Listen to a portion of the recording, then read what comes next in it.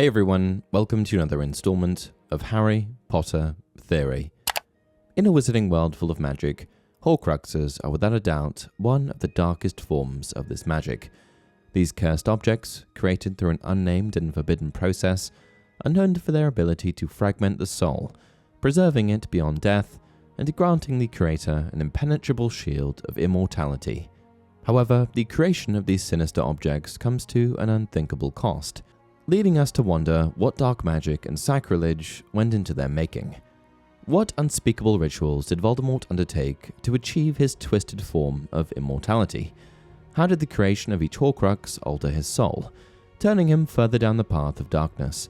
And what mysteries lie buried within the shattered remnants of his fragmented soul?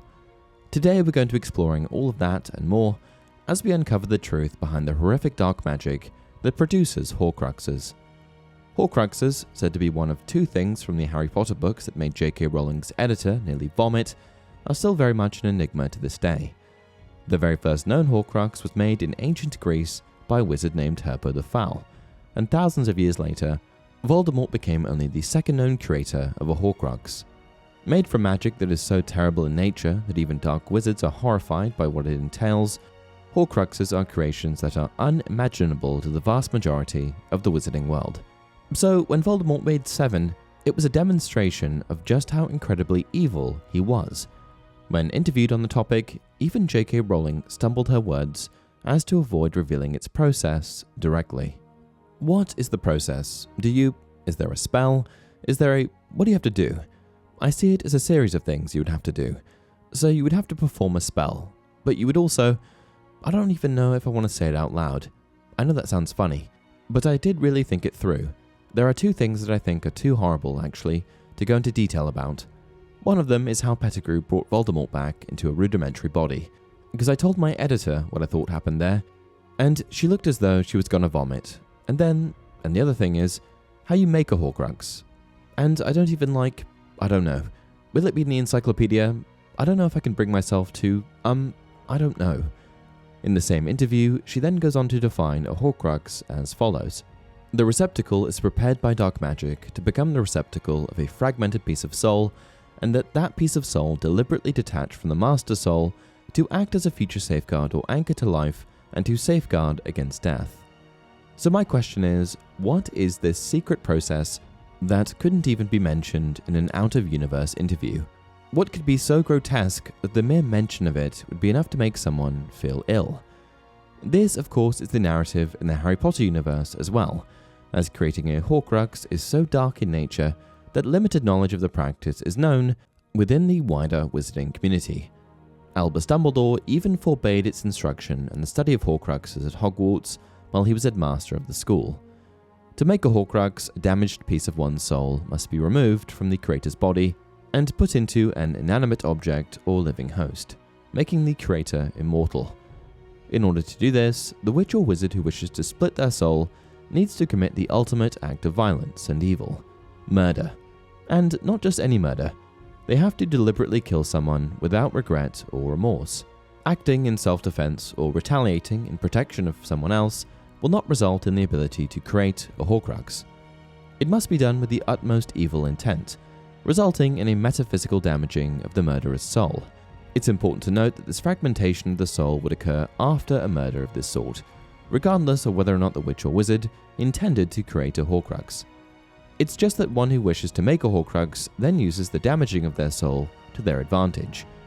In any case, after they have killed their victim, the witch or wizard uses a powerful incantation to remove this damaged part of their soul from their body, placing it in a vessel outside of themselves, and then performing an unknown ritual to bound the fragmented soul to its new container. And what's the point of this? The creation of a Horcrux serves as a means for a dark wizard to achieve a form of immortality. By splitting their soul and hiding a fragment within an object or living being, they ensure that even if their physical body is destroyed, a piece of their essence remains, allowing them to potentially return to life. It acts as a safeguard against death and serves as a twisted form of eternal existence for those willing to commit the heinous act of tearing apart their soul. While it was originally thought that a witch or wizard could only split their soul in half, of course Voldemort managed to sever his 6 additional times, although the 7th time with Harry was unintentional. And I want to get into this for a moment. Many believe that Harry Potter was a Horcrux, and point to Voldemort's creation of Harry as a Horcrux as a means of explaining the process behind how they are created. They think that because nothing grotesque happened during Voldemort's murder of Lily, besides murder of course, that murder is the only truly horrific component behind their creation. However, J.K. Rowling has actually touched on this, explaining that Harry is not a genuine Horcrux, and that when a piece of Voldemort's soul was placed inside of Harry, this grotesque Horcrux creation ritual did not occur. Here's the thing, for convenience, I had Dumbledore say to Harry, "You were the Horcrux he never meant to make." But I think by definition, a Horcrux has to be made intentionally. So because Voldemort never went through the grotesque process that I imagine creates a Horcrux with Harry, it was just that he had destabilized his soul so much that it split when he was hit by the backfiring curse, and so this part of it flies off and attaches to the only living thing in the room. A part of it flees in the very close-to-death limbo state that Voldemort then goes and exists in. I suppose it's very close to being a Horcrux, but Harry did not become an evil object. He didn't have curses upon him that the other Horcruxes had. He himself was not contaminated by carrying this bit of parasitic soul. But the question remains, what is the horrific process behind their creation that has everyone feeling so sick? I've got a few theories. One popular theory is that the murderer must eat part of their victim. In other words, the unknown ritual is cannibalism.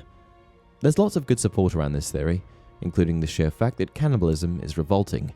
But for another thing, cannibalism is present in many literary works through the ages, and Rowling has been known to find inspiration in classical literature. Of course, there's the issue that none of Voldemort's victims who are linked to the creation of his Horcruxes had anything notably missing from their bodies. Although, as powerful as he was, it's not out of the question that he was able to feed off of the insides of these victims without leaving any noticeable marks. This theory could also account for how Harry inadvertently became a sort of Horcrux, as it's possible that his corrupted spirit devoured his own physical body when the killing curse rebounded, symbolizing a form of self-cannibalism. Another theory is that Voldemort had to give up pieces of his own body in order to bind his soul to each container. This could account for how his looks deteriorated as he gained more power and created additional Horcruxes. His nose became non-existent, his eyes became red slits. Perhaps these were the body parts he exchanged for immortality. Of course, these changes could also be attributed to his crumbling humanity as he continued to rip his soul apart. And the final two theories that I want to discuss involve blood. Man, lots of it. In many ancient civilizations, a blood rite refers to a ritual or ceremony that involves the use of blood, often for spiritual, magical, or symbolic purposes. These rites can vary widely in their practice and significance, depending on the cultural, religious, or occult context in which they are performed. In many traditions, blood is believed to hold potent energy or power, making it a common element in rituals aimed at invoking deities, spirits, or other supernatural forces. The theory here is that Voldemort used a blood rite to create his Horcruxes, and this theory draws support from several elements within the Harry Potter series. For instance, in Harry Potter and the Goblet of Fire, Voldemort uses Harry's blood in a ritual to restore his physical form, remarking on the significance of Harry's blood being a part of him. This suggests that blood, particularly that of an enemy or adversary, may have special properties in dark magic rituals. Furthermore, the concept of blood ties and their importance in magic is a recurring theme in the series. Blood carries multifaceted significance, symbolizing lineage, magical heritage, and power dynamics. Family lineage and ancestry shape characters' motivations and relationships, while blood is also associated with enigmatic magic, often requiring sacrifice. Remember sacrificial protection? We also know that blood magic functions in other ways. Remember when Dumbledore had to use his blood as payment to enter the inner cave? I think that Horcrux creation uses blood in one of two ways. The first is that the Horcrux creation process involves the consumption of one's own blood in large quantities. By consuming an extraordinary amount of their own vital essence, it would symbolize an act of self-destruction and defilement, just macabre enough to serve as a catalyst for splitting the soul and implanting a fragment within a Horcrux. The second theory is that in order to imbue an object with the soul of its creator and create a Horcrux, It must be soaked in the blood of the Horcrux creator. This blood serves to either deceive the soul into believing the object is the creator's body, or to attract the soul into the object. As J.K. Rowling revealed that the heinous act is a multi-step process, I suspect that the ritual also involves spells, strange ingredients, and possibly potions brewed with the blood. Alternatively, a specific rare and innocent magical creature's blood could replace the creator's blood through a transfusion, followed by a sacrificial ritual. What are the 12 uses of dragon's blood again? We also know that unicorn blood has some sort of a connection to the soul. This is explained by Firenze in the Philosopher's Stone. It is a monstrous thing to slay a unicorn. Only one who has nothing to lose and everything to gain would commit such a crime. The blood of a unicorn will keep you alive, even if you are an inch from death, but at a terrible price. You have slain something pure and defenseless to save yourself, and you will have but a half-life, a cursed life, from the moment the blood touches your lips.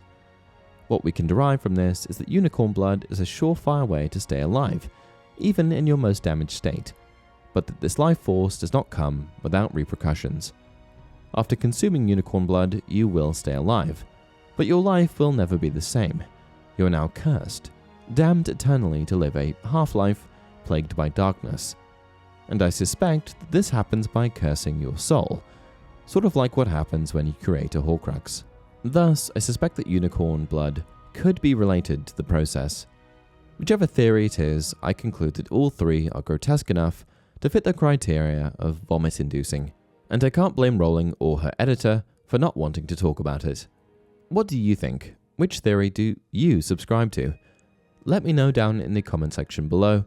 Until next time, remember, it does not do to dwell on dreams and forget to live